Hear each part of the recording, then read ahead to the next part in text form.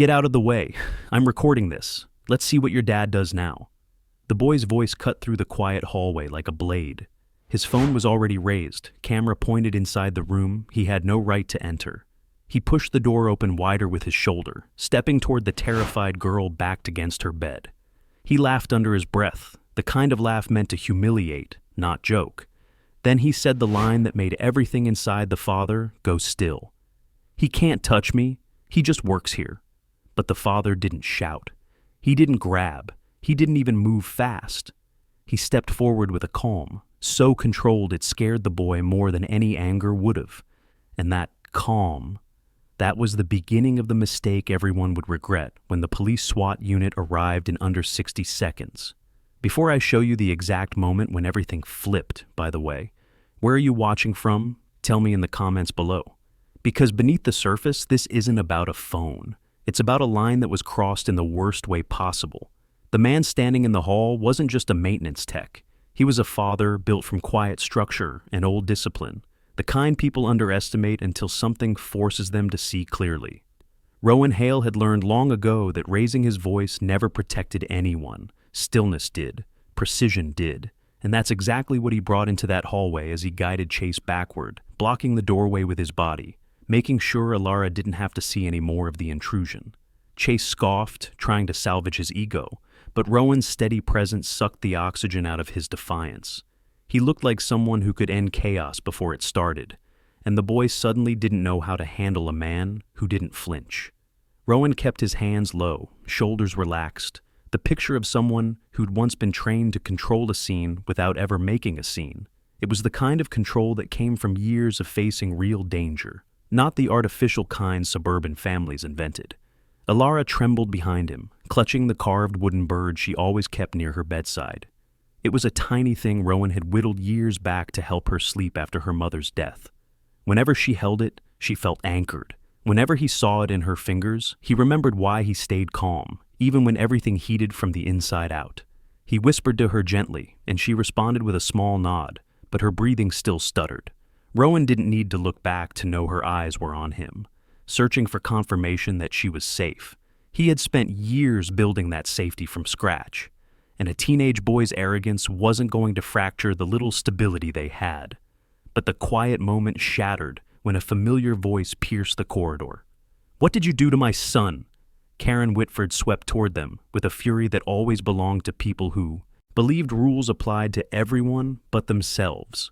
She didn't look at Alara. She didn't ask why her son had been in someone else's room. She looked at Rowan like he was a malfunctioning appliance she intended to replace. Her heels clicked like accusations. "I told the board this would happen. You people don't know boundaries. You cannot put your hands on residents' kids. Do you understand how serious this is for your position?" Chase didn't correct her. He didn't admit he'd barged in. He didn't say he'd been recording. He slunk behind his mother and let her power shield him. Rowan didn't rise to the bait. His voice stayed level. His posture didn't shift. That calm wasn't just habit. It was armor. But beneath that control, something cold settled in his chest, because Alara had begun to fold into herself again. Shoulders curved, breathing shallow. Eyes glazed the way they got when fear rewrote her all over again. Karen stormed further into the hall, theatrically looking around as if hunting an audience. She wanted witnesses. She wanted spectacle. And she got it, because residents began drifting out of rooms, curious and eager for drama, the way people always were when the victim wasn't someone they personally knew. Rowan positioned himself slightly in front of Alara, without thinking. His instincts always did that before his mind did. "You need to step away from my son," Karen snapped, pointing as if delivering orders, not accusations. There it was, the humiliation, the assumption, the class divide sharpened into weapon. She wasn't talking about an investigation or a misunderstanding. She was talking about power, her power, the kind she believed Rowan should bow under. He didn't move. He simply said, "We need to talk about where your son was." Karen scoffed. "We'll talk about you keeping your job." The corridor thickened with tension. Rowan could feel the old pulse in his fingertips, that faint vibration that used to precede something far larger, back when he wore gear heavier than his current uniform. But this wasn't a battlefield. It was his daughter's stability. and making this bigger now wouldn't protect her from the spiral already rising in her chest. He breathed once, slow and deep, grounding himself the way he'd grounded frightened hostages years ago. Ilara's fingers tightened around the wooden bird. That small tapping sound, her thumb rubbing across its wing, kept him tethered. He needed to keep the peace. He needed to hold the line until he could move her away from this. But the moment he extended his hand slightly toward Ilara to guide her out of sight, Karen misread it as defiance. And that was the spark that began everything that would end in a way she could never have imagined. Karen's voice snapped through the hallway before Rowan could guide Ilara away, the accusation sharp enough to turn every head. "Don't you dare walk off. You think you can avoid accountability just because you stayed quiet?" Her tone was the kind meant to pin someone in place, and the crowd responded right on cue, shifting closer, waiting for a spectacle. Chase stayed behind her, pretending to look scared, his phone tucked behind his back. Rowan didn't flinch. He angled his body just enough to shield Ilara, who clutched the carved wooden bird so tightly her knuckles whitened. His priority was to move her out of sight, but every exit now had someone watching. He understood what this was turning into, a public confrontation fueled by Karen's need to dominate the room. And if he made one wrong step, she'd twist it into something irreversible for both him and his daughter. She closed the distance and jabbed a finger toward his chest without touching him. "Answer me. Why were you threatening my son?" His voice stayed calm, deliberate. "Your son entered my daughter's room without permission. He was recording her." Gasps rippled through the crowd, but Karen refused to waver. "That's ridiculous. My son wouldn't do something like that. And even if he did step inside, it's because you allow unsafe conditions here. Isn't that right?" She turned to her audience. "Isn't it true he's always wandering these halls after hours?" The implication stung, not because of pride, but because she was intentionally pushing Ilara's anxiety further. Rowan saw his daughter's breathing start to stutter, the familiar tremor beginning in her hands. He needed to get her out. Now. He leaned closer to Ilara and whispered, "Just look at me." His voice softened, warm and steady.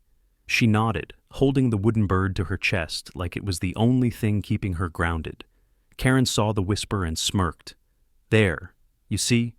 He won't even address the situation. Hiding behind sympathy plays. I've served on this board for 7 years. I know when someone's guilty." More residents gathered in the lobby now, moving down the stairs, stepping out of the gym, drifting from the lounge.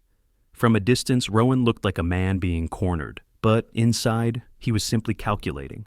Not emotions, options, points of exit, timing, pressure, old instincts, long buried, murmured warnings he didn't want to acknowledge. He tried again. "We need to let her calm down. This conversation can continue." Karen cut him off. "No, this ends here. I'm filing an incident report. You've overstepped boundaries for the last time. You people don't understand your place in this community." The words landed like a slap. You people. Not employees, not staff. Something beneath even that. A few residents exchanged uneasy glances. The cracks in her authority were subtle, but they were there. Rowan didn't push. He let silence speak for him. It often worked better than confrontation. Chase finally stepped forward, trying to match his mother's bravado. "Yeah, he grabbed me. I was just checking if the door was open. That's it." The lie was thin, but Karen seized it. "There. That's the statement I'm submitting to the board. You assaulted a minor." Ilara's breathing hitched sharply. Rowan felt her hand curl into his sleeve. Her panic wasn't just emotional, it was physical, rising fast, threatening to spiral into a full attack. His chest tightened. He couldn't let this continue. He moved one step to the side, angling her away from the crowd, but Karen lunged forward again, practically herding them back into the center.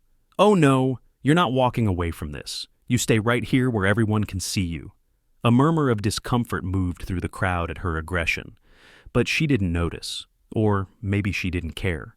People like her rarely did until consequences forced them to. Rowan finally met her gaze directly. Something in his expression shifted. Not anger, but warning, controlled, precise. A fragment of the man he once had to be. Karen faltered for a second, the way prey hesitates when it senses something its instincts don't recognize. But pride shoved her back into motion. "Board meeting. Now, we're settling this before dinner. Everyone who saw something, follow me."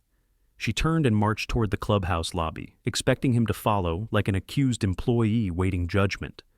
Rowan didn't move. He looked down at Alara, saw the trembling in her lip, the way she struggled to hold her breath in place. He couldn't drag her into that room, not when she was still shaking from being violated minutes earlier, not when he knew Karen intended to tear him apart in front of people who didn't know the truth. He knelt down, leveled his voice, and whispered, "You're safe. I'm right here." Her grip on the wooden bird eased just enough for her to meet his eyes. Then the lobby lights flickered, a subtle change. Barely noticeable, but to Rowan it was a warning he recognized instantly, the first tremor of a digital system reacting to unauthorized access. Chase had done something more than record, something that triggered one of the hidden alarms Rowan once helped install deep in the clubhouse's infrastructure. Karen was too busy rallying her audience to notice the shift, but Rowan's pulse tightened. Not in fear, in recognition. Something bigger was already unfolding, and whether Karen wanted it or not, the truth was about to drag itself into the open, fast and unforgiving. The flicker of the lobby lights lasted less than a second, but it was enough. Rowan felt the air shift, that almost imperceptible pause in the building's electrical heartbeat. The system wasn't just reacting, it was warning. He knew the infrastructure of this clubhouse better than anyone. Not because of his maintenance role, but because he'd quietly helped map its emergency protocols when the community first upgraded their security network. Karen didn't notice anything. She was too busy sweeping toward the boardroom with her gathered supporters, throwing self-righteous glances at anyone who hesitated. "Follow me. We're settling this before someone gets hurt," she declared, unaware of the irony curling around her words like smoke. Rowan kept Alara close, gently keeping her behind his shielded posture. She still clutched the wooden bird, fingers pressed into it like she feared it might slip away. Her breathing had steadied only slightly, but the tremor in her arms told him her anxiety was still climbing. He needed to get her somewhere quieter, but the approaching storm in the building's system meant he had seconds to anticipate what was coming. A soft chirp echoed from a panel near the staff entrance. Not loud, not obvious, but a frequency Rowan recognized. It came from the firewall alert system tied to restricted network activity, and only one thing triggered that sound: an attempted breach. His eyes landed on Chase, who had peeled off from the crowd and was hunched over his phone, tapping frantically. Sweat beaded across the boy's forehead, not from guilt, but panic. The kind that comes when someone tries to hide a mistake by making three more. Rowan's stomach tightened. Chase wasn't just deleting a video. He'd accessed something he shouldn't have. A teenage prank wouldn't trigger the Sigma pathway, not unless Chase had stumbled into a system directory meant for emergency personnel only. Karen turned back toward them with a dramatic sigh. "Are you coming, or are you planning to make this worse?" Before Rowan could respond, another soft flicker rolled through the overhead lights. This time, a faint hum followed, barely audible under the murmur of residents, but unmistakable to him. Ilara noticed it. "Dad, is something happening?" Her voice was small, shaky, but aware. He squeezed her shoulder gently. "I'm right here." He didn't want to scare her, but he couldn't lie, not with the system warming toward a deeper response. A few residents paused, looking toward the lights. Someone muttered, "Did the generator kick?" Another shrugged. Karen rolled her eyes dramatically. "This is what happens when maintenance is incompetent." The accusation ricocheted through the lobby like static. Rowan heard the whisper travel. Incompetent, at fault, causing trouble. The powerless being blamed because it was easier than facing the truth. But he wasn't listening to her anymore. He was listening to the building. For the third time, a hum vibrated along the metal railing by the stairs, subtle but present. That wasn't a malfunction. That was the security system escalating from passive monitoring to active defense. Chase cursed under his breath, louder this time. "Why isn't it deleting? Why won't it let me wipe it?" Karen whirled around. "What do you mean? What are you talking about?" The boy's face went pale. "The video, I tried to move it to the cloud, but something blocked it. And now it's doing, I don't know, something weird." Rowan stepped forward before Karen could twist the situation. "Let me see the phone." Karen laughed sharply. "Absolutely not. You're not touching anything." Chase shook his head quickly. "Mom, something's wrong. The screen just froze twice." And as if punctuating his words, a deeper tone echoed through the ceiling, a low, vibrating pulse that made the hairs on Rowan's arms lift. A system threshold had been breached, not physically, digitally. Rowan straightened, instincts waking fully. He recognized the sequence: 3 soft flickers, 2 hums, 1 low pulse. That was the building pulling a silent alert. The pre-stage before locking down the basement archives. A memory rose sharply, the day he'd walked the network technician through configuring emergency access. The city stored backup records in the basement of Willowgate Estates because it was considered a low-risk, low-attention location. No one, except a handful of people, knew that. And only one person knew how the emergency signals manifested in the building's skeleton. Him. Another pulse went off, louder this time. The crowd grew uneasy. A few people stepped back, glancing up at the lights again. "What is happening?" someone whispered. Karen seized the moment. "This is exactly what I mean. He's doing something. He's panicking because he got caught, and he's probably messing with the power now."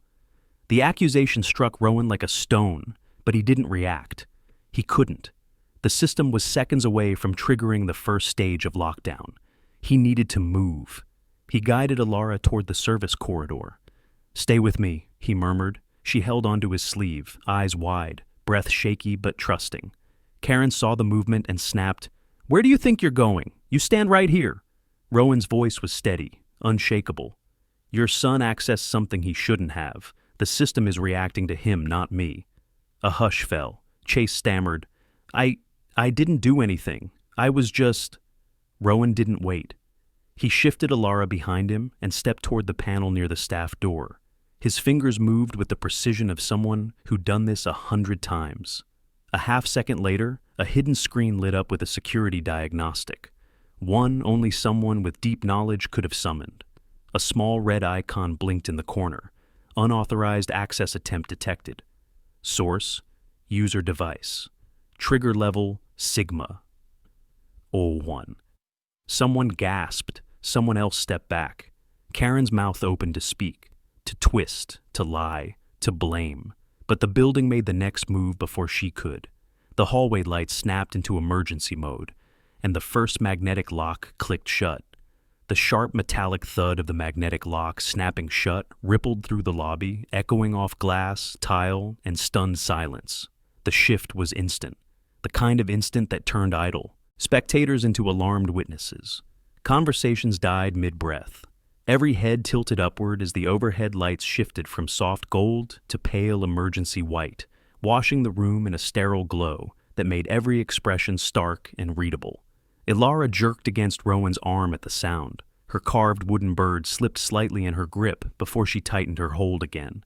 He kept her tucked close, feeling the tremor in her shoulder, but his eyes stayed trained on the building, on the system he knew was seconds away from escalating further if Chase didn't stop whatever he'd triggered. Chase stumbled backward as the emergency lights stabilized, his eyes darting to the nearest exit. Mom, something's wrong with my phone. It keeps flashing," and it buzzed when the light changed. Karen spun toward him, confusion etched through her confidence. "What do you mean it buzzed? What did you do?" I was just trying to delete. I swear I didn't mean to." His voice cracked. Rowan stepped forward, placing himself between them and the panel where the Sigma alert had appeared. "Your son accessed a restricted system. The building isn't malfunctioning, it's responding." Karen scoffed, but the sound wavered. "Responding to what? A child's phone? Don't be ridiculous." But the tightness in her posture belied her words. She wasn't as certain as she pretended to be. Not anymore. The emergency lights cast sharp shadows under her eyes, revealing cracks in her facade. A second magnetic lock slammed shut somewhere deeper in the building, the unmistakable sound of steel anchoring into reinforced frames. Residents flinched. Someone grabbed their child's hand. A couple in gym clothes exchanged nervous glances. "Is this a fire drill?" a woman muttered. "No," Rowan said before Karen could open her mouth. His voice carried a quiet authority that silenced the room. "Fire alarms trigger a very different sequence. This is an internal lockdown protocol." The moment he said it, he felt the shift, the slow pivot of the room's attention moving away from Karen's accusation and toward him.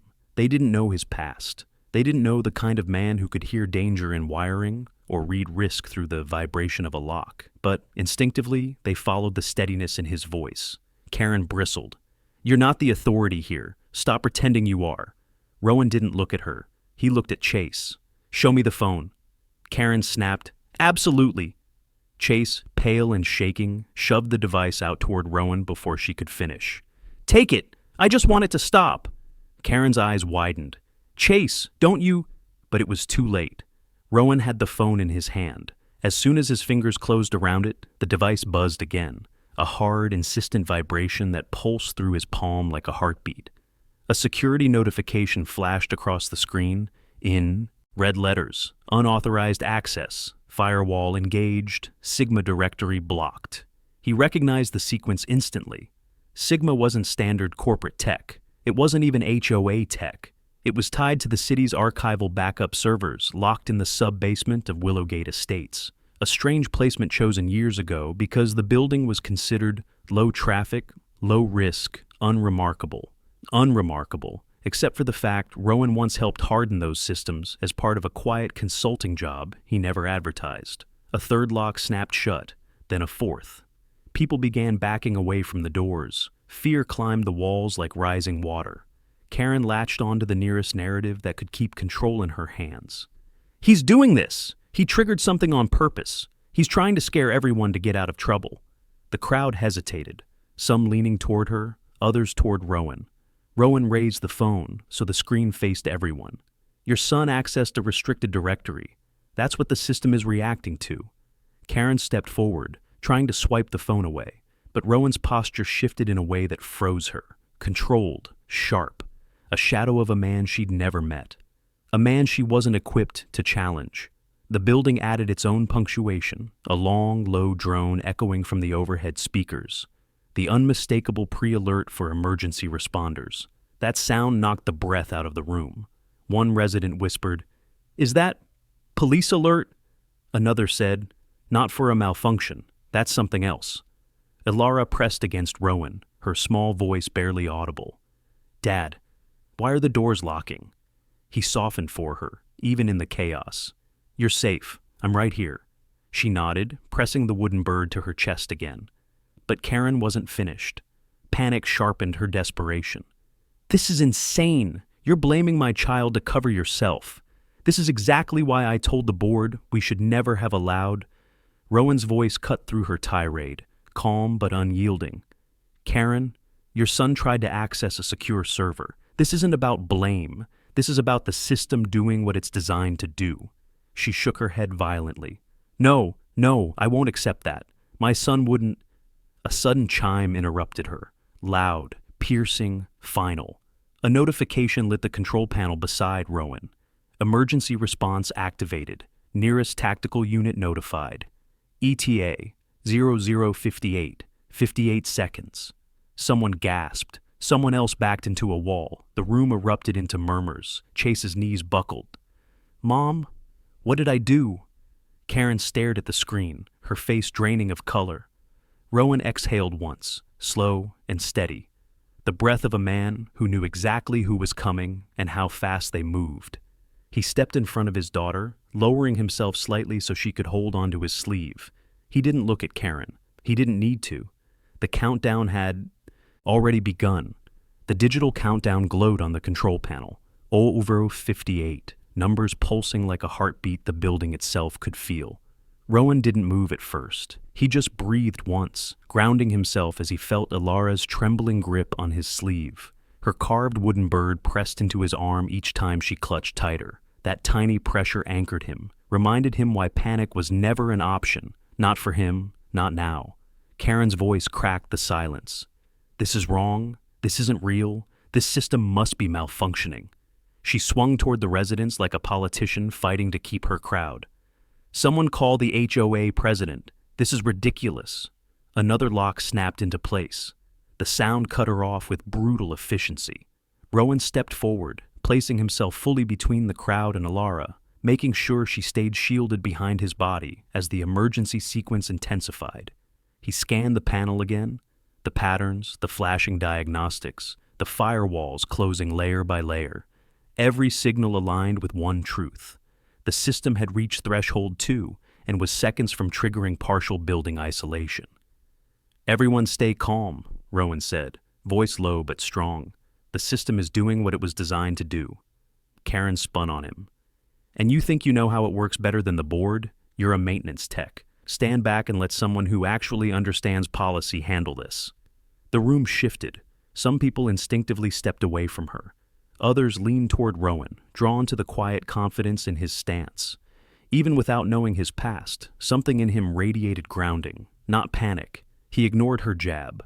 His eyes drifted to the floor panel he knew existed beneath the nearby rug, a small, discreet hatch leading to the emergency sub-controls. Years ago, when he'd been asked to consult on tightening the emergency response system, he had insisted that manual override points should remain hidden to avoid tampering. Now, ironically, he was the only one who remembered where they were. Ilara tugged at his sleeve, voice barely audible. "Dad, is this going to be like the drill at the other place?" The memory hit him like a blow. That old apartment where alarms would go off randomly, sending her spiraling into panic attacks. He had carried her through stairwells more times than he could count, whispering to her over the blare of alarms while she sobbed into his shirt. He bent slightly, leveling his voice. "No, you're safe with me." She nodded, exhaling shakily. Chase, pale and sweating, stared at Rowan. "Can you fix it?" His voice had none of his earlier bravado, just fear. Karen grabbed her son's arm. "Stop talking to him. He's the one causing this." Rowan didn't even look at her. He crouched, slid the rug aside, and pressed his fingers along the floor's edge until he found the subtle indentation. With a smooth motion, one too practiced for someone in his current job. He lifted the hidden panel. A small interface blinked to life inside, glowing blue against the emergency white lights. A murmur spread through the crowd. A few gasped. Others leaned closer, confused at how he knew the panel existed at all. Karen's voice rose sharply. "What are you doing? You don't have permission to access that." He didn't respond. His focus tunneled. Hands steady, he removed a laminated card from behind his phone case, a small, worn card he kept tucked away for moments no one ever expected. Ilara recognized it instantly. She'd seen him polish it without thinking when he believed she wasn't watching. A relic of who he used to be. The card slid into the panel's reader with a soft beep. Chase whispered, "He has clearance." Rowan's jaw tightened as the secondary diagnostics appeared. The Sigma alert expanded, revealing the exact breach point, a failed attempt to overwrite access logs from Chase's phone. Karen's eyes widened. "No, that's not possible. How do you even know where that panel is?" Rowan didn't look up. "Because I helped design this system when the building upgraded its security." The room fell silent. Someone near the back whispered, "Design? You mean?" Another murmured, "He's not just maintenance." Even Karen hesitated. Her face twitched, disbelief, then confusion, then something that looked uncomfortably close to fear. He stabilized the interface manually, stopping the third stage lockdown sequence for a few seconds. Not long, but enough to buy time until the tactical team arrived. The card hummed softly as the system verified his old credentials. Ilara's hand rested on his shoulder now, her breathing slowly stabilizing with each grounded movement he made. Karen couldn't regain control of the room. Her voice cracked with anger. "You think because you know a few buttons that—" A chime cut her off again. Ujo 34. The countdown continued. Rowan retrieved the card, pocketed it, and closed the panel carefully. He didn't want Ilara stepping near any exposed wiring. He rose smoothly, placing himself in front of her once more. Karen took a shaky breath. "This is still your fault. You shouldn't have touched anything. You're escalating it."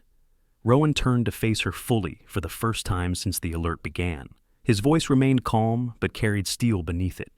"Your son breached a secure server. The system doesn't care about titles. It responds to threats."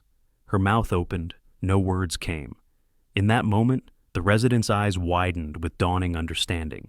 Not because Rowan bragged or explained, but because the building, the locks, the alarms, the sequence, all mirrored his certainty. He didn't look like someone scrambling to avoid blame. He looked like someone who had done this before.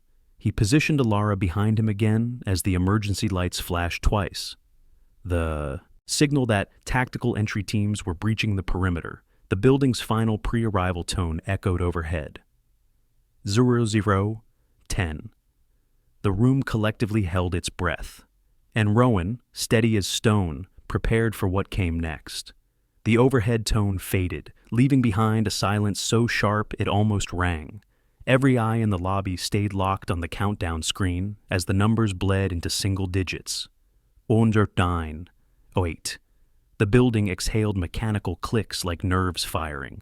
Rowan shifted his stance just enough to keep Alara fully behind him, one steady hand resting on her shoulder, his frame absorbing the panic swirling around them. Karen backed up half a step, finally recognizing that something was happening far beyond an HOA dispute. This can't be real, she whispered, voice cracking as residents edged away from her. Chase gripped her arm the way a child grips a railing in rough water, trembling hard enough to shake. Rowan's eyes flicked to the lobby entrance. He knew exactly how fast a tactical unit moved when a Sigma alert went through. 58 seconds wasn't an estimate, it was a promise, and they were seconds away from fulfilling it. Another lock engaged, louder than the rest, reverberating through the tiled floors. The room jerked in unison as the front doors sealed with a final mechanical thud. 005, 0004. A nervous whisper rose in the back. How does he know all this? Someone else murmured. He knows more than he's saying. Another added, maintenance doesn't move like that. Rowan ignored the comments. His focus stayed sharp, sweeping the room for vulnerabilities, points of risk, and exits he could use for Alara if the panic surged. She pressed closer to his side, her pulse shaking through her small frame. Dad, she whispered. You're safe, he said softly, without taking his eyes off the entrance. I'm right here. Yerobits are 3, Abjur 2, Abs Obida 1. The emergency lights shifted from white to a cold tactical blue. Then the world outside the lobby exploded into precision movement. A muffled command, boots pounding pavement, the heavy crack of a breaching tool being shouldered, the low rumble of armored vans pushing air through the narrow street. Karen screamed, covering her head as if something were about to crash through the ceiling. Chase stumbled backward and collided with a table, sending brochures scattering. The front doors didn't have to break. The tactical override released automatically once the team arrived and authenticated their presence. The lock clicked, then swung open with a hydraulic hiss. The SWAT team moved in like a shadow, folding inward. 4 operators entered first. Matte black uniforms, helmets, rifles angled in low ready, eyes scanning corners with lethal discipline. The lead operator's stance was unmistakable, centered, controlled, a man who had spent years living in thresholds between danger and command. Then Rowan saw him. Devin Merrick. The former squad leader stepped inside, visor lifting just enough for his eyes to meet Rowan's. Recognition cracked across his face. Not shock, not confusion, but the swift alignment of memory and instinct. Breach contained? Devin asked, voice steady. Rowan gave a single nod. The crowd froze. Karen blinked, staring between the two men. Breach? What breach? What are you people doing in my community? This is excessive. This is... Ma'am, Devin said, cutting her off without looking at her. We're responding to a Sigma-level digital trigger. No one moves until we clear the risk. The way he said it, calm, commanding, made the room fall silent again. Another operator stepped forward, tablet in hand. Source pinged from inside this room. Device ID confirms it originated from a resident's phone. Rowan didn't move. He just waited. He knew the process, the questions, the sequence, and he knew Devin would recognize the signs of the old training. Rowan couldn't hide, even if he wanted to. Devin finally addressed him directly. You pulled up the diagnostics? Rowan nodded once. Your alert tripped at Sigma 1. He accessed the subdirectory and triggered the firewall escalation.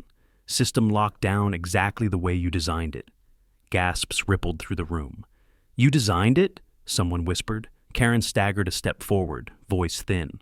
No, he's lying. He's not lying, Devin said sharply, his voice cutting through her protest like steel.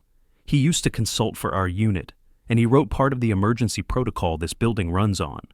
The entire room froze. A dozen eyes snapped toward Rowan, reading him differently now.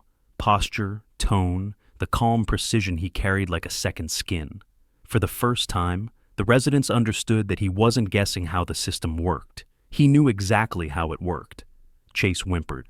"I didn't mean to do anything. I swear. I was just trying to delete a video." Devin turned toward the boy. "Deleting wasn't the issue. You accessed a restricted directory that's tied to city archives. Any attempt to alter that data triggers a lockdown." He shifted his attention to Rowan again, lowering his voice. "You stabilized the system?" "For now." Karen's voice snapped from behind them. "You can't just believe him. He's twisting this to cover—" "Ma'am," Devin said again, but this time without patience. "Your son accessed a protected server. That's what forced our response, not him." He gestured toward Rowan. If he hadn't slowed the firewall cascade, this building would be fully sealed right now. The final strands of her authority began to crumble under the weight of the truth. Rowan felt Alara's breathing steady slowly, the tension easing from her shoulders as the chaos around them bent toward clarity. He kept her tucked close, his breathing matching hers. But this wasn't over. Not yet. Devin stepped closer to Rowan, lowering his voice so only he could hear. "You shouldn't be here. Not with your training, but I'm glad you were." Rowan didn't respond. He didn't need to, because now the room knew the truth Karen tried so hard to bury. And the victory he needed, the one built on public exposure, not revenge, had already begun taking shape. The lobby stayed frozen in a tense, stunned quiet after Devin's words, as though the entire building was struggling to process the shift in reality. Rowan kept Alara close, her fingers curled into the sleeve of his shirt, the carved wooden bird pressed against her chest like a heartbeat she could hold. Devin stood between Rowan and the crowd, with the posture of someone bracing for the next impact, the kind that comes not from danger, but from truth landing in the wrong room.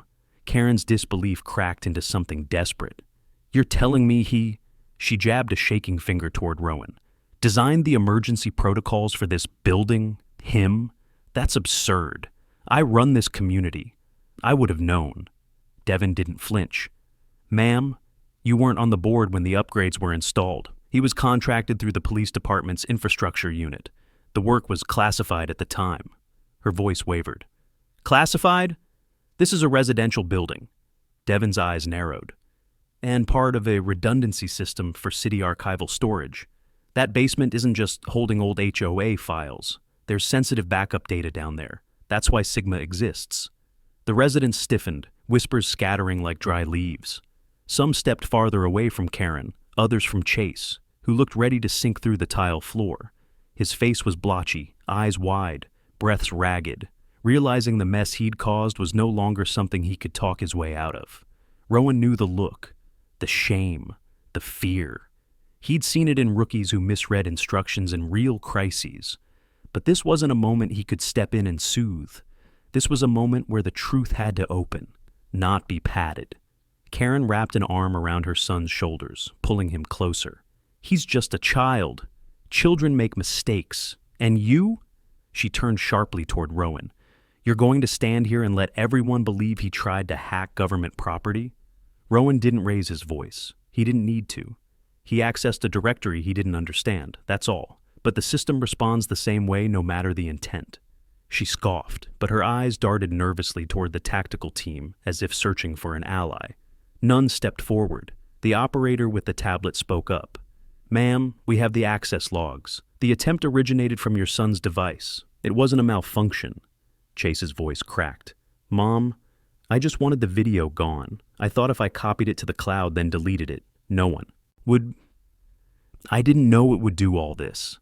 Karen's breath hitched, the shape of denial faltering under the weight of her son's confession. She didn't let go of him, but her face hardened, not in anger, but in unwillingness to accept what that meant in front of a crowd. Devin stepped slightly toward Rowan. "We need to sweep the basement, check the servers. You stabilized the system, but we need full confirmation." Rowan nodded silently. He'd expected this. He'd already mapped the next steps in his head. Karen's composure buckled. "Absolutely not. He is not going anywhere else in this building. I won't let him wander around pretending he has authority." Devin stared at her coldly.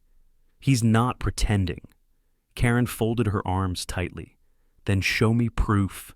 Show me some paperwork, some badge, anything. Rowan didn't move, but the smallest shift of something old flickered behind his eyes. The years of breaching, stabilizing, stepping into moments when seconds decided everything. They lived inside him, even if he didn't parade them. Devin exhaled. "Ma'am, you're welcome to challenge the police department's verification later, but right now, you need to step aside so we can handle the breach your son caused." A few residents murmured in agreement. "Let them through. Stop interfering." "This isn't the time, Karen." Her face flushed. She wasn't used to being contradicted, let alone dismissed. She turned the force of her glare on Rowan, as if she believed she could still overpower him through sheer indignation. "You should have told us what you were," she snapped.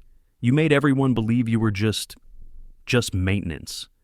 Rowan finally looked at her fully, his voice quiet but razor steady. "You decided that. I didn't tell anyone what to believe." It was a simple sentence, but it hollowed out whatever remained of her control. A ripple of awareness passed through the residents. Not admiration, not fear, but the realization that they had misjudged a man who never asked for anything from them. Devin gestured toward a side corridor. "We need to access the sub-basement now." Rowan placed a hand on Alara's shoulder, steady and present.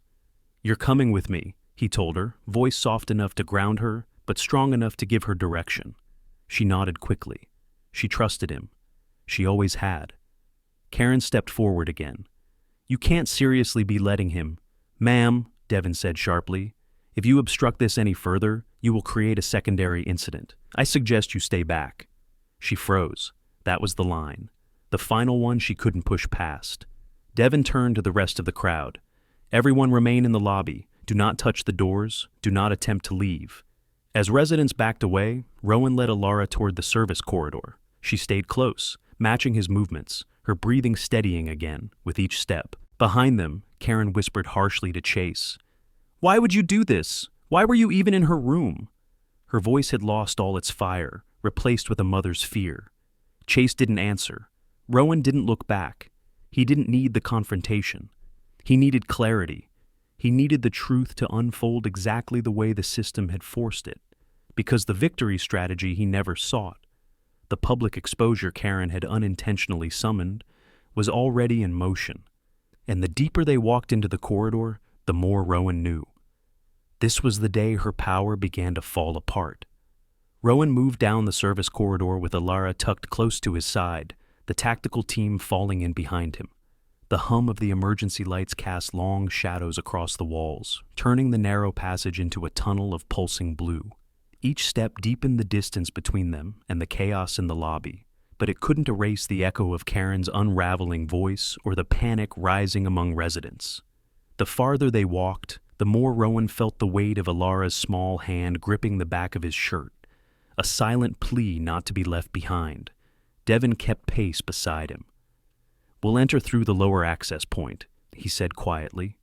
"You still remember the route?" Rowan nodded once. "Every inch of it."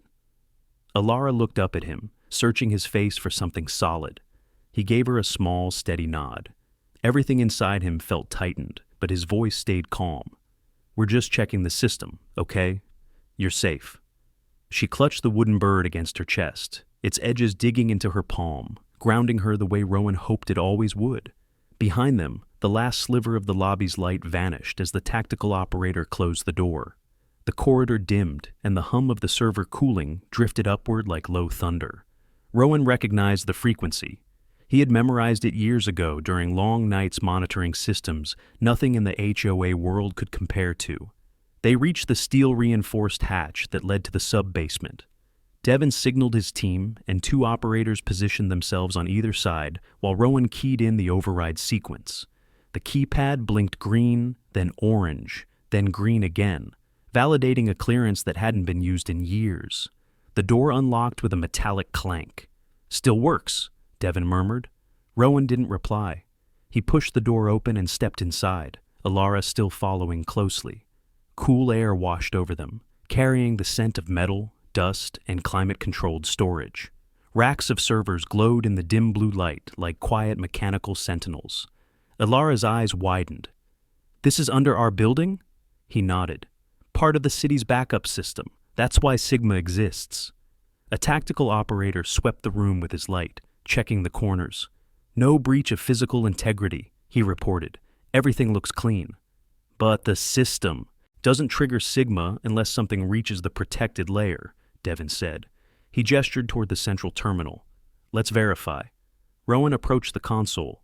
His movements were smooth, intentional, the same muscle memory he'd tried to bury the day he left the unit, walking away from the world that cost him more than anyone in this building would ever understand. But returning to it now felt less like stepping back into an old life, and more like finishing something he'd never truly left.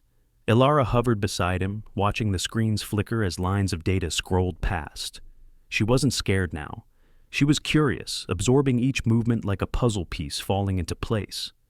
Rowan kept one hand near her, grounding them both. Devin leaned over his shoulder.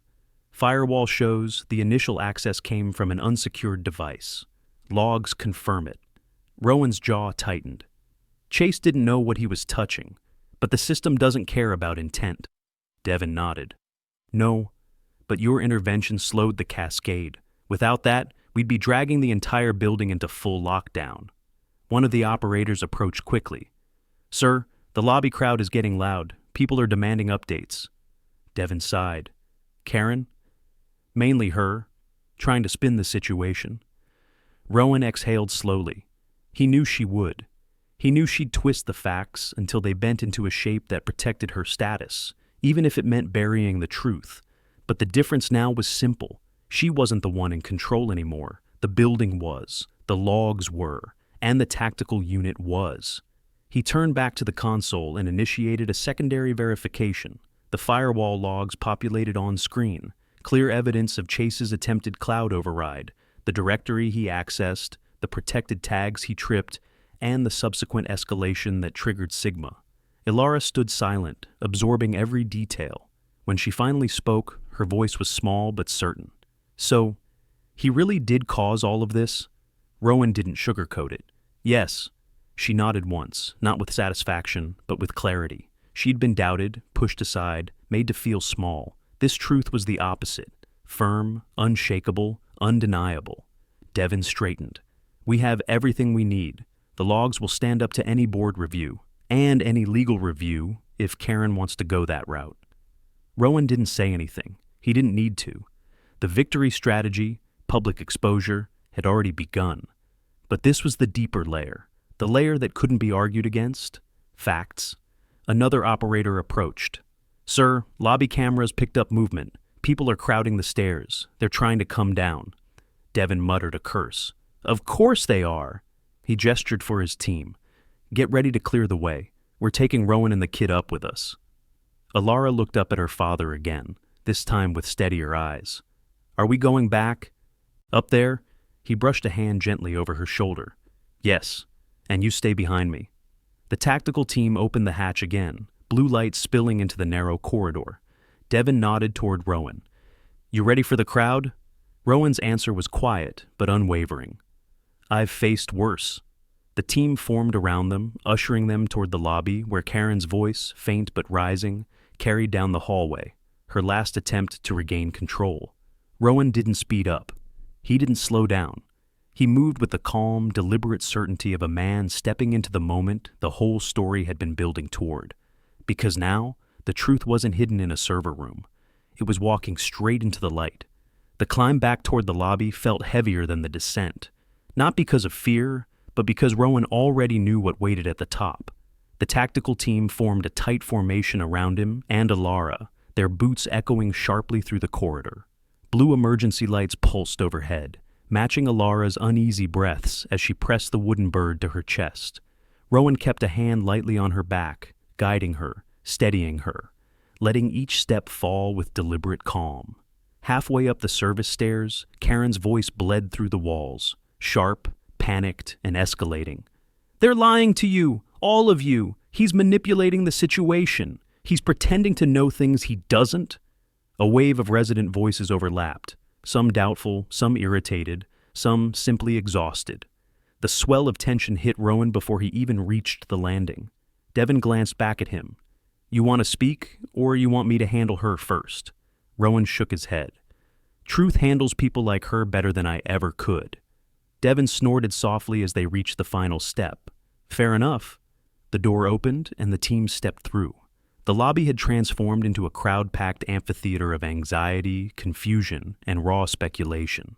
Residents clogged the stairwell railings, pressed into clusters beside the elevator, huddled near the walls. When Rowan appeared behind the tactical team, the noise dropped almost instantly, like someone had turned down the volume in the entire building. Karen was at the center, gripping Chase's arm like a lifeline she was rapidly losing hold of. Her expression flickered from fury to fear to denial when she saw Rowan emerge with the team, and Alara safely at his side. "This is absolutely outrageous," she snapped the moment she found her voice again. "You cannot let him parade around like some sort of authority. He caused this. All he had to do was control his daughter." Rowan's expression hardened, but he didn't speak. The crowd reacted before he needed to. "Control his daughter? He's been trying to protect her. Your son barged into her room. We saw him shaking." Karen flinched but doubled down like someone drowning who refused to call it water. "Chase already explained that. He was checking the door. And even if he accidentally recorded something, that doesn't justify a full lockdown." Devin cut through the noise with commanding clarity. The lockdown wasn't caused by the video. The room fell silent. He stepped forward, tablet in hand. It was caused by unauthorized access to the protected city archive directory housed in the sub-basement of this building. Karen's mouth opened, but before she could speak, he turned the tablet outward for everyone to see. The logs glowed on screen. Unauthorized access detected source device. Resident mobile. User Chase Whitford. Action attempted. Directory rewrite Mosquito cloud override firewall. Response Sigma 1 protection activated. A collective gasp rippled through the room. Chase's knees buckled, and he clung to his mother's sleeve. Karen's voice cracked. He didn't know. He's 14. He didn't know what he was touching." Devin didn't raise his voice, but his authority tightened the air. "Intent doesn't change the system's response. You should be grateful the escalation was slowed before it reached Sigma 3. If Rowan hadn't intervened, this entire building would be locked down until a deep security team arrived." More murmurs, more glances, more shifting weight as the crowd recalibrated their understanding of the man they had overlooked for years. "Intervened?" someone echoed. "What do you mean intervened?" Devin tilted his head toward Rowan. "He stabilized the system manually, with clearances and knowledge he gained from his previous work with us." Karen latched onto the one thread she had left. "This is impossible. You're all exaggerating. He's just maintenance." Rowan finally spoke. "You keep saying that, like it's supposed to mean something." The sentence landed harder than raised voices ever could. Karen blinked, stunned into silence. Rowan turned slightly, keeping Alara tucked close, but he stepped far enough forward for everyone to hear him clearly. "My job here has never been the problem. Your assumptions have." Someone near the back said quietly, "He saved us." Someone else nodded. "He saved the building." Another voice added, "And his daughter was the one who got violated." Karen staggered back, her carefully constructed narrative unraveling strand by strand. Still, she grasped for control. "Fine," she said sharply. "You want to blame my son? Then show the proof. Show everyone exactly what he did." Her tone was a dare, but her eyes were terrified. Devin accepted it without hesitation. "Very well." He signaled to another operator. The operator tapped a command on his wrist screen. The lobby display near the elevator, usually used for HOA events and notifications, flickered and shifted, replacing the glowing message board with a direct feed from the recovered video file. The opening frame froze. The room. Chase's hand pushing open Alara's door, his phone raised, his smirk, his taunt. "Let's see what your dad does now." Alara buried her face in Rowan's side, overwhelmed, but he cupped the back of her head gently, shielding her from the screen. Karen's complexion dropped several shades. Her fingers loosened around Chase's arm. The crowd murmured again, not angrily, not violently, but with the slow, heavy disillusionment of people watching the truth reassemble itself in real time. Devin looked from the screen to Karen. "Your son didn't cause a minor issue. He caused a building-wide emergency, and Rowan prevented it from escalating." Karen shook her head weakly. I I didn't understand. I thought he... You thought whatever helped you stay in control, Rowan said quietly. Not cruelly, truthfully. Karen's knees wavered. Alara clung to his side, and the crowd, once unsure, finally saw the situation for what it was, the beginning of accountability and the unraveling of Karen's power. Karen swayed as if the floor had shifted beneath her, one hand gripping the edge of a nearby table to steady herself. The video still hovered on the lobby screen, frozen on Chase's smirk, a smirk that now felt like a crack splitting her influence in two. Residents stared, whispered, shifted away from her. The truth wasn't an argument anymore. It was evidence. Evidence she could no longer outrun. Chase wiped his nose with the back of his hand, eyes red. Mom, I didn't know it would do all this. Karen tried to pull him behind her again, but her movements were shaky, weak. Don't talk, not now. She spoke through clenched teeth, her voice brittle. This is blown out of proportion. He's a child. You're all acting like he committed a crime. Devin stepped forward. We're not treating him like a criminal, but the system doesn't distinguish age. It responds to the access attempt. Karen looked around the lobby, searching for the support she assumed she'd always have. Instead, residents avoided her eyes. A few took gentle steps toward Rowan and Alara, placing themselves closer to the people wronged, rather than the one who had dominated them for years. One resident, Mrs. Collins, finally spoke up. Chase went into that girl's room. He recorded her. That's not a child's mistake. That's a violation. Karen snapped. You don't know what you're talking about? But the conviction in her voice was gone. Rowan kept Alara behind him, his hand resting protectively over hers as she clutched the wooden bird. Her breathing steadied only because he was a barrier she trusted, a barrier that had never failed her. Devin checked the logs once more, then addressed the crowd. We verified everything we needed. The system is stable thanks to Rowan's intervention. We'll be clearing the lockdown shortly. A resident near the elevator asked, So, everything's safe now? Yes, Devin said, but you all need to stay put until the building reopens fully. Karen pushed forward, desperation rising again. No, I want this resolved. Right now, you can't leave the narrative hanging like this. Rowan finally turned toward her. Karen, this isn't about narrative. It's about accountability. She flinched at the word, accountability. The thing she had avoided for years by hiding behind authority, policies, and a polished voice that never cracked until today. You don't understand, she sputtered. People rely on me. I manage this community. I have responsibilities. Responsibility, Rowan said, voice controlled, means standing up when the truth is inconvenient, not hiding behind your position. Her eyes glistened, not with remorse, but with the panic of someone watching their influence dissolve. A familiar chime echoed overhead. The magnetic locks disengaged one by one, each click signaling another layer of emergency response releasing. The blue emergency lights softened to white. The system, now stable, exhaled the tension it had held. But the lobby remained thick with emotion. A board member, Mr. Duran, stepped closer, clearing his throat. Karen, we can't ignore what happened. This wasn't a misunderstanding. This was a breach caused by your son and worsened by your handling of it. Karen's head snapped toward him. You're taking his side? She stabbed a finger toward Rowan.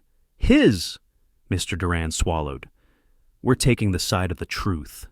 Her lips trembled. After everything I've done for this place, a woman from the crowd murmured, You used your position to intimidate people. Maybe that's the problem. Another resident nodded. He's been protecting his daughter. You tried to turn that into an offense. The shift was happening fast, like water breaking through a dam. Years of Karen's dominance evaporated under a few minutes of exposure. Rowan didn't step forward to press the advantage. He simply stood there, steady and quiet, reinforcing the truth with the calmness he'd carried since the moment Chase walked into Alara's room. Chase tugged at Karen's sleeve, voice shaking. Mom, please stop. I messed up. I messed up bad. She froze. Finally, her control cracked, not loudly, not dramatically, but in a silent collapse visible only in the slumping of her shoulders. She wrapped her arms around Chase, not in defiance, but in a mother's instinct to protect, even when she didn't know how to fix what had happened. Devin stepped beside Rowan. The logs, the footage, the timeline, everything is clean. If the board asks for a report, it's airtight. Rowan nodded once. Good. Devin lowered his voice. You didn't have to stabilize the system. You could have let the full lockdown trigger and walked away clean. Rowan looked down at Alara, her small fingers, gripping the wooden bird as if it held the world together. His voice softened. I don't want her living in fear. Not again. Not because of someone else's mistake. Devin's expression shifted. Not pity, but respect. You never stopped being who you were. Rowan didn't respond. He didn't need to. The board members began gathering, their voices low, serious, no longer orbiting Karen the way they once had. Residents drifted closer to Rowan, asking if Alara was okay, offering quiet words, or simply nodding with genuine respect. The reversal was happening naturally. He didn't have to force it. Karen stepped forward one last time. She tried to speak, but the words caught. Eventually she whispered, barely audible. What happens now? Before Rowan could answer, Mr. Duran did. There will be an emergency board meeting. Tonight? Karen's eyes widened painfully. Without me? He replied softly. You will not be presiding over this one. Alara tightened her hold on Rowan. The truth had finally landed, and the balance of power had officially shifted. The moment Mr. Duran confirmed the emergency board meeting, a ripple passed through the lobby. Not loud, not chaotic. Just a quiet, collective understanding that something irreversible had shifted. Karen's authority, once absolute, was now hanging by threads so thin they barely held together. Rowan watched her sway, eyes darting between the board members, residents, and the tactical team, as if searching for any remaining corner of control she could still stand on. But every corner had already crumbled. Alara remained pressed against Rowan's side, her breathing steadier now, though the carved wooden bird trembled faintly in her hand. He kept one arm around her, anchoring her with the same calm he had used to anchor entire crisis rooms years ago. This was different. This was his daughter, his world, his purpose. Karen's voice finally returned, brittle and barely held together. You can't call a meeting without notifying me formally. There are procedures. Mr. Duran straightened, no longer cowed by her presence. We are following procedures. Crisis protocol gives us the authority to convene immediately. You can't strip me from the board, she rasped, fear cutting through her words. I've held this position longer than any of you. Positions aren't permanent, he replied gently. They're responsibilities, and today, you didn't uphold yours. Her shoulders buckled under the verdict. Rowan felt Alara's grip loosen slightly, enough for her to peek at Karen from behind his arm. The shift in the crowd made her curious, not of the punishment, but of the truth she'd been gaslit about only an hour earlier. One resident stepped forward. We trusted you with our homes, Karen. Another added, you used your role to attack a man protecting his child. A third murmured, he didn't shame you. The truth did. Karen's breath hitched as she stepped back. He's manipulating you, all of you. He's pretending to be something he's not. Devin responded before Rowan could. He's not pretending. Everything he did today aligned with his training. Everything. Chase tugged at her sleeve. Mom, just stop. His voice cracked, breaking open the last of her defenses. For a moment, he looked like he wanted to disappear into the floor. For a moment, she looked as if she finally understood the magnitude of what had happened. But then she turned toward Rowan with a glare sharp enough to hide the tremble in her lip. You think this will make people trust you? You think saving the building makes up for hiding who you are? Rowan didn't step forward. He didn't argue. He simply said, I never hid anything. You just never asked. Silence followed. A silence with weight, with shape, with consequence. Karen's posture sagged as the board members guided her aside to speak in hushed tones. Chase stood behind her, face ashen, eyes downcast. For the first time since all this began, the boy looked genuinely remorseful. Not because he'd been caught, but because he realized the ripple effect of his actions. Devin turned to Rowan. We're done here. Tactical team will clear out. You two good? Rowan nodded. We're fine. He glanced down at Alara. We're going home.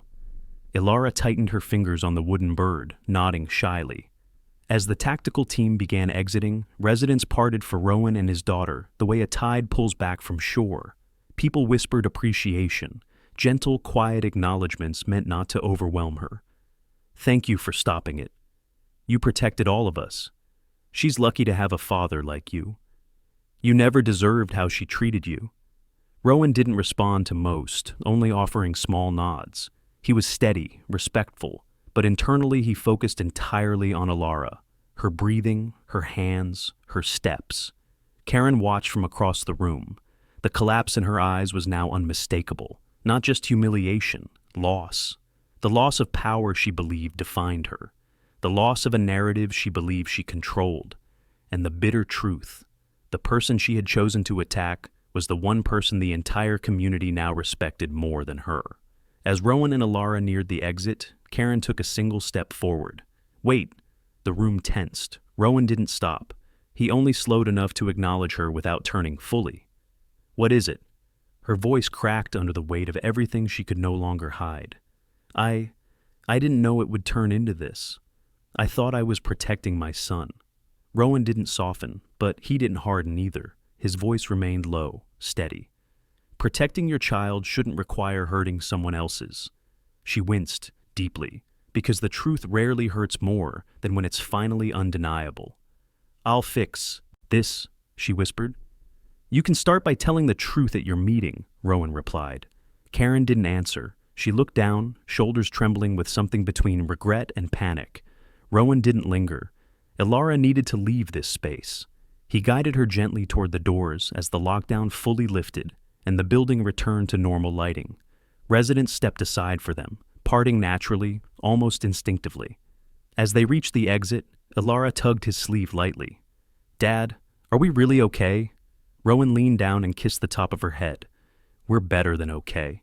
She nodded slowly, trusting him the way she always had.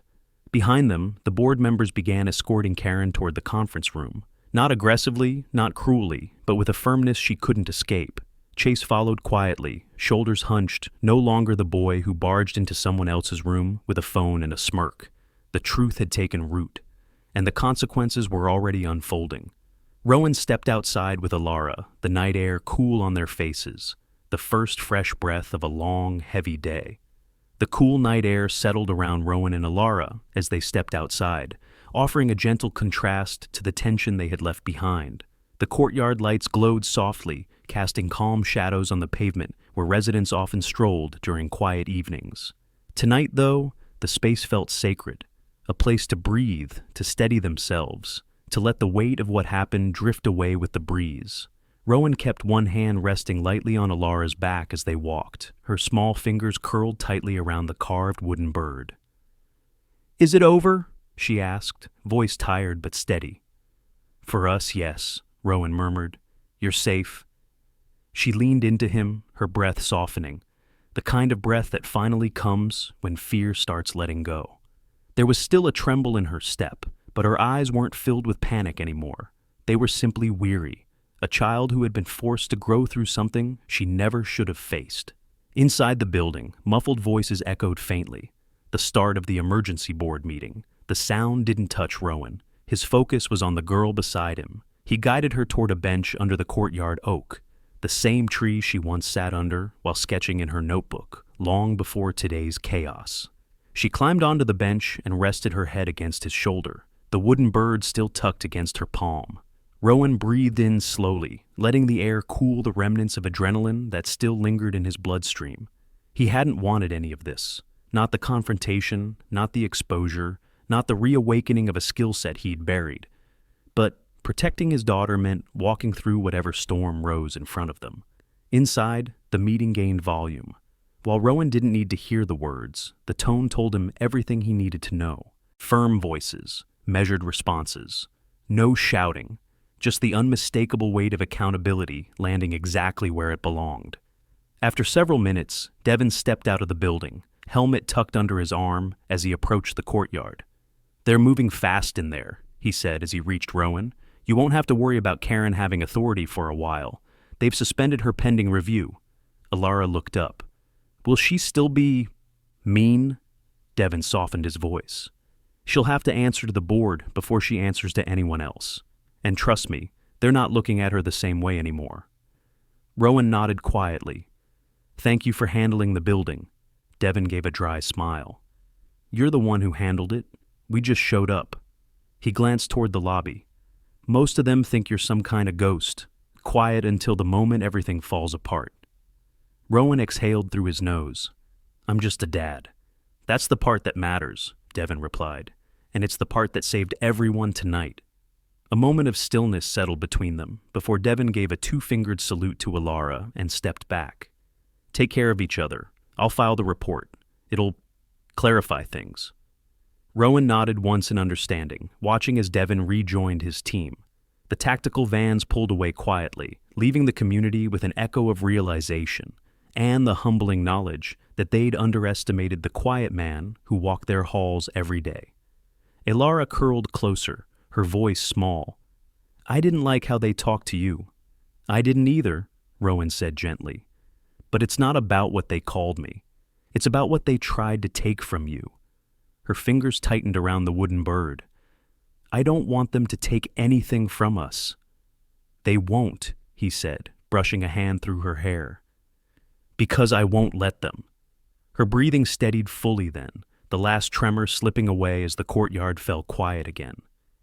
Rowan held that moment, memorized it, because it reminded him of all the nights before today, when life had been simple enough to allow peace in small spaces. Minutes later, the lobby doors opened again. Residents began filing out quietly, faces carrying a mix of shame, sympathy, and newfound respect.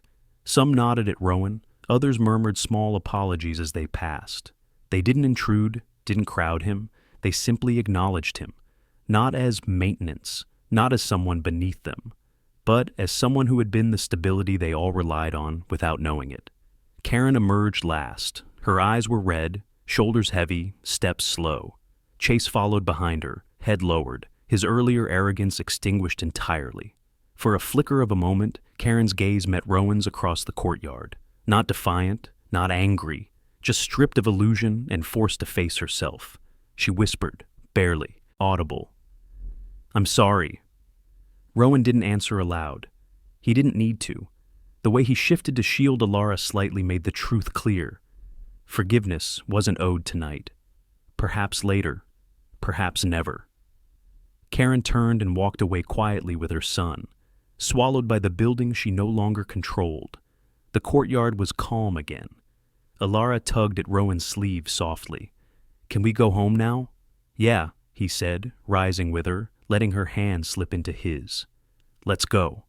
As they walked toward their unit, the weight of the night settled into something else, something gentler, a sense of justice not shouted, not performed, but lived. A quiet victory, a necessary one, and one earned without Rowan ever raising his voice. Subscribe and don't miss our next story. Trust me, you'll feel it. And tell me in the comments, what injustice should we tackle next?